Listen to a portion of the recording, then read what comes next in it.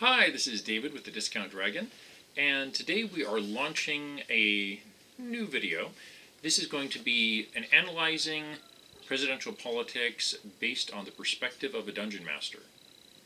And you may ask, why is that relevant to presidential politics?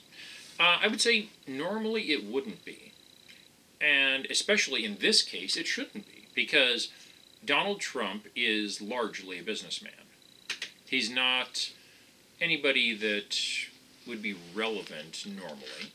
But what we're really dealing with in the current circumstance is his advisor, Bannon. And Bannon falls into a different category altogether. And he's really what you're dealing with primarily in the effects of Trump's actions. Not all of them, but just specific ones. Now, a dungeon master is somebody that does a lot of things, but one of the things that they do, and one of the things I particularly enjoy, is simulating interactions between players and devious supernatural beings, such as genies and demons. And that, I believe, gives me a little bit of experience with, things like Bannon. Now, if you look at what they're calling a Muslim ban, which, it's not really, but that's what everybody's referring to it as. Trump's so-called Muslim ban. It really is set up to do something else entirely. The action he was taking is to put a hold on immigration temporarily until we get a better screening process in place. And to people on the right, this seems completely reasonable.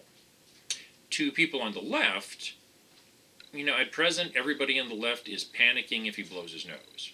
So anything he does is going to cause distress. The thing is, Bannon has had about a week to figure this out.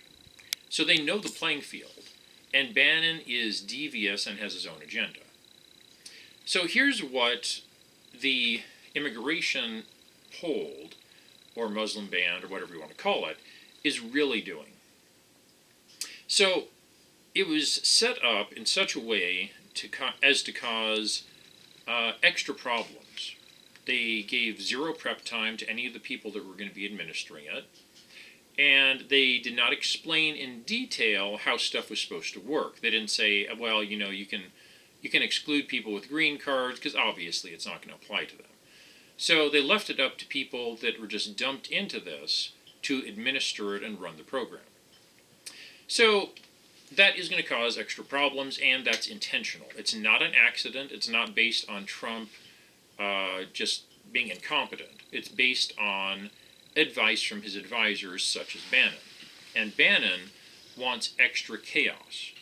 The left is going to panic over it anyway, but he wanted to throw a little bit of extra stuff into the mix. Now, in addition to this, they designed the program in such a way that once you look at it in detail, it can't legitimately be criticized.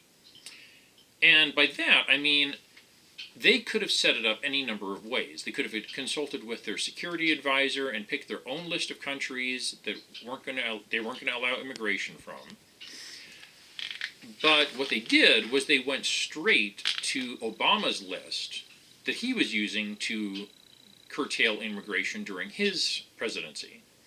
The reason they did that is so that anyone that looks into it, left or right, will see, well, Obama was doing the same thing. And the people from the right will say, well, the people from the left are insane. And the people from the left will have one of two reactions. Either they'll say, well, Obama already did this, so I guess our people are panicking for no reason.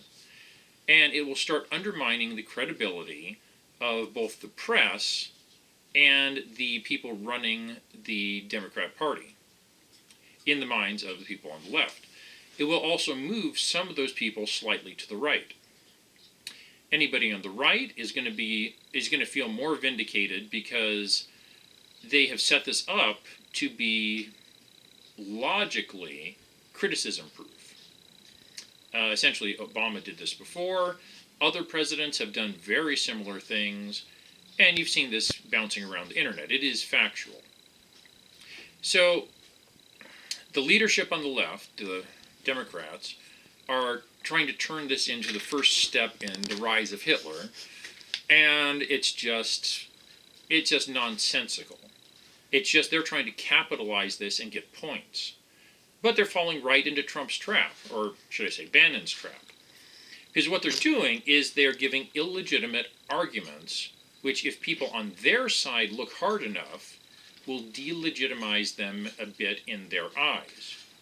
And if people from the right look, and the people on the right will look, because they tend to be more analytical, if people on the right look, they're going to say, well, these people are just insane.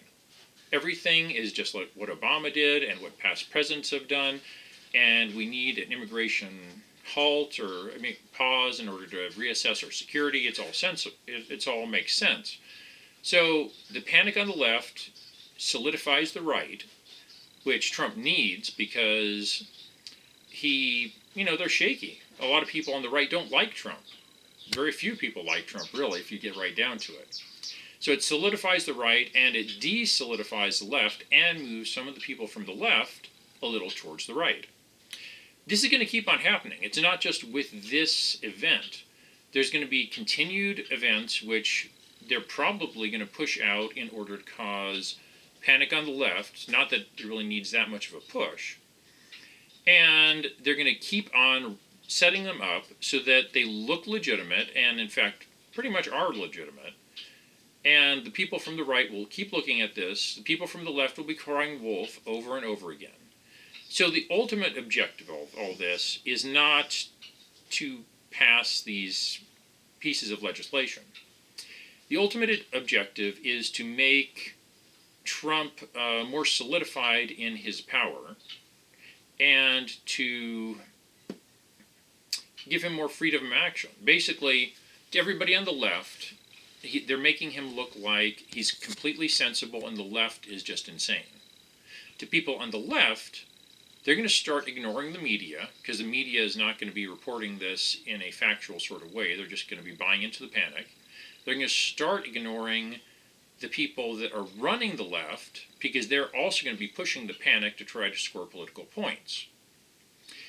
So, since everybody's crying wolf on the left, the people on the right are going to love Trump. The people on the left are going to be less and less likely to believe the media, which is pretty much left-leaning. They're also going to be less likely to believe the people pushing the primary agenda of the left, including the leaders of the Democrat Party. So this is something that's I believe, going to be an ongoing strategy for Trump, and pretty much promoted by Bannon from below, where they are going to just laugh at all the people panicking over stuff that's relatively minor. So somewhere down the line, if they want to do something that's extremely out of line, who's going to stop them? The people on the right are already convinced that everyone on the left is just irrational and insane. The people on the left will have had this long string of panic attacks that weren't really substantive, and that'll be it. There's not going to be much of anybody to stop anything Trump wants to do. His power will be solidified, and his critics will be delegitimized because they are doing it to themselves.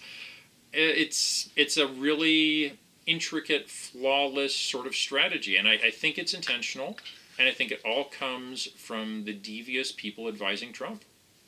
So, people on the right, just keep this in mind.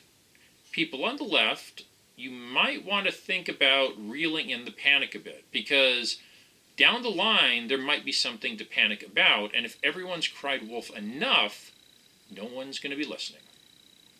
This is the Dungeon Master, and I'll talk to you next time.